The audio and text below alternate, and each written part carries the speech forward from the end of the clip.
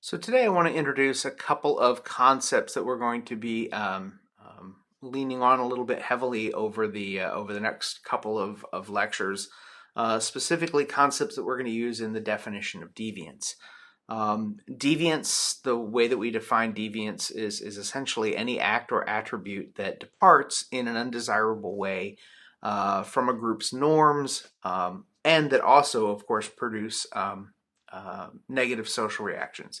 So when we say acts or attributes, right, that's basically just the things that people do or the characteristics that they possess, right? So any of those acts or any of those characteristics that depart in some undesirable fashion from a group norm or a social norm um, will be understood to be deviance. Now, like most things that we've talked about in this class, deviance is a social construct. And as such, it's going to have a couple of elements that have to be present for it to operate as a social construct. So the first of these elements is what we call the expectation. The expectation is just the rule that has to be in place, the social norm, the law, the policy, whatever it is. There cannot be deviance. I hope this makes sense to everyone, right? There cannot be deviance unless there is something from which one can deviate. So establishing a rule, establishing a norm itself doesn't create deviance,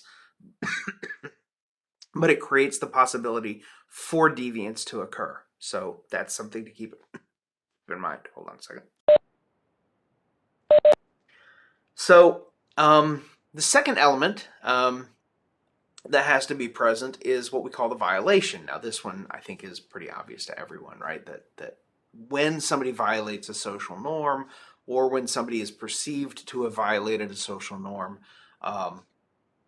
that is an important element for deviance to occur, right? Somebody has to depart from the social expectation in some way. And for most people, I think that would be enough, right? You've got a rule in place, somebody has violated the rule, ergo you have deviance. But for social psychologists specifically, and I think for sociologists a little bit more broadly, most of them would agree that an act of deviance doesn't really become a social phenomenon until we get some kind of reaction from society. So if I break the rules in some way, but nobody knows that I've broken the rule, there really aren't any social consequences. It hasn't created any alteration in the way that people act toward me. It hasn't created any alteration in the way that I'm being treated by the society as a whole. So, if I'm driving to campus to teach a class and I exceed the speed limit, or I fail to signal a lane change, but I don't get a ticket. I really haven't, at least from a sociological perspective, I haven't really committed an act of deviance. I've broken the rules.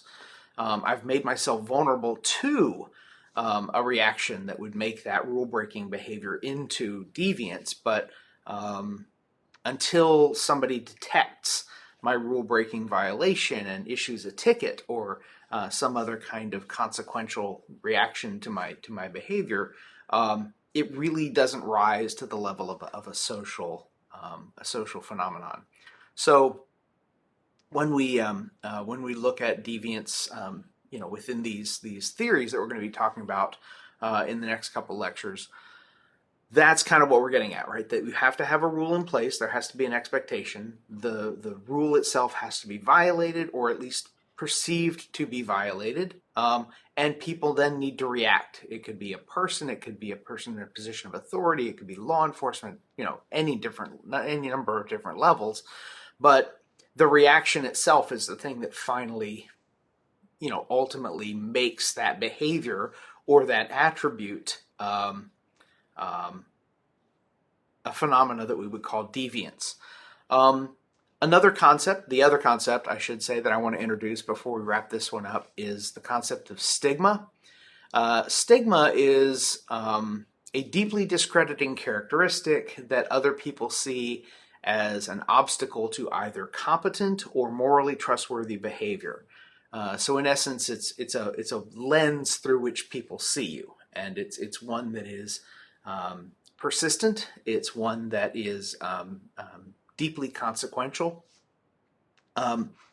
Generally speaking, stigma can be divided up into three different categories. There are defects of body, defects of character, and membership in certain groups.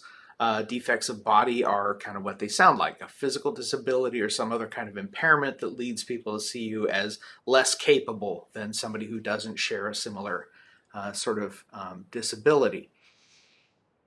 Defects of character would be what other people in society see ultimately as character failings or moral failings. So, for example, being addicted to alcohol or narcotics, or being homeless, or being an ex-con, right? So those are seen as kind of personal failings. And then the final category of stigma are essentially what Goffman called stigma of the tribe, right? So characteristics are being associated with particular groups of people. So immigrants in the United States right now might be undocumented immigrants specifically, but immigrants broadly sometimes in American history have been seen as un-American or inherently untrustworthy, and as a group have suffered some degree of stigmatization because of their membership in that particular group, or